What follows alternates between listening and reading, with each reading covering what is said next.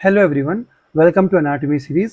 आज का टॉपिक है एंसा सर्वाइकलिस। ठीक है, बहुत छोटा सा वीडियो होने वाला है और ये बहुत प्यारा सा टॉपिक है। ठीक है, चलिए हम पढ़ते हैं एंसा सर्वाइकलिस के बारे में। It is a thin nerve loop. ये बहुत थिन नर्व का क्या है, लूप है। ठीक है, नर्व्स का लूप है। और देखिए कहाँ ये प्रेजेंट होता है, lies in anterior wall of carotid sheath.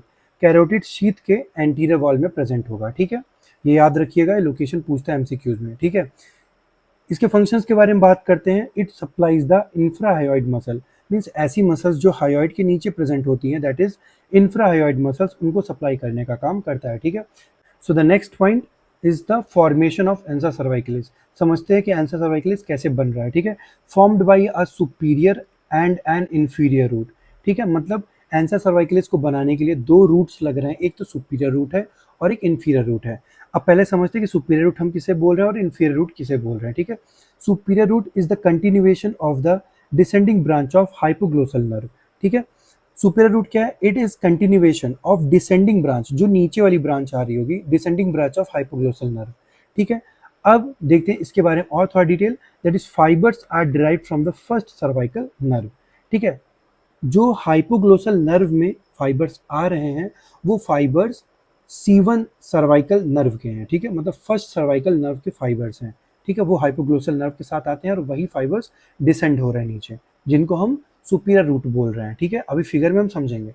Second है inferior root. Inferior root is derived from the second and third cervical spinal nerve. ठीक है, जो सेकंड और थर्ड सर्वाइकल स्पाइनल नर्व्स हैं उनसे इंफीरियर रूट डिराइव होता है। ठीक है, अब इंफीरियर रूट और superior root, inferior root and superior root दोनों मर्ज होकर के क्या बनाएंगे, दैट इज एंसा सर्वाइकलिस। ठीक है, both join in front of common carotid artery.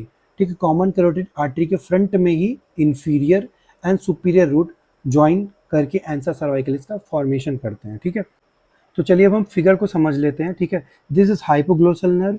ठीक है, हाइपोग्लोसल नर्व, अब ये देखिए ये जो है that is C1 ventral ramus. ठीक है, इस C1 वेंट्रल रैमस का जो फाइबर है वो हाइपोग्लोसल नर्व के साथ ही आगे तक जाता है। ठीक है, उसकी एक ब्रांच जो नीचे डिसेंड होती है जिसको हम बोल रहे हैं superior root of ansa cervicalis. ठीक है, अब देखिए C2 और C3 को देखिए, अपने फाइबर्स को इन्होंने प्रोजेक्ट किया है, इनके फाइबर नीचे डिसेंड हो रहे हैं। ठीक है, इन ये दोनों आगे जाके ज्वाइन करके बनाते हैं inferior root of ansa cervicalis. This inferior root of ansa cervicalis and this superior root of ansa cervicalis will fuse to form the ansa cervicalis. This is ansa cervicalis, this is superior branch and this is inferior branch। तो हम इसके distribution के बारे में पढ़ते हैं कि ये जो ansa cervicalis बना है वो कैसे मसल्स में अपने सप्लाई को डिस्ट्रीब्यूट करता है। ठीक है, चलिए देखिए, पहले हम डिस्ट्रीब्यूशन में पढ़ेंगे सुपीरियर रूट के बारे में, फिर इंफीरियर रूट के बारे में पढ़ेंगे और फिर एंसा सर्वाइकलिस के बारे में पढ़ेंगे। तो जो सुपीरियर रूट है, ठीक है, जो सुपीरियर रूट है, दिस इज सुपीरियर रूट। जो सुपीरियर रूट है वो किसको सप्लाई कर रहा है, टू सुपीरियर बेली ऑफ ओमियोहायोइड।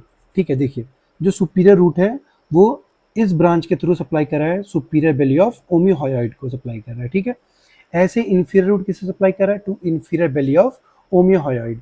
ठीक है, जो इंफीरियर रूट है वो किसे सप्लाई कर रहा है, that is inferior belly of omohyoid को सप्लाई कर रहा है। ठीक है, दो पॉइंट क्लियर हो गए।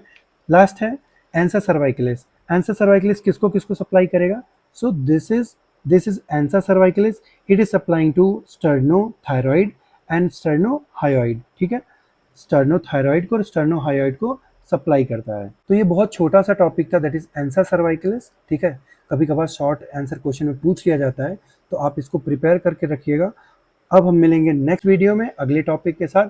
तब तक के लिए keep studying, keep hustling, all the best.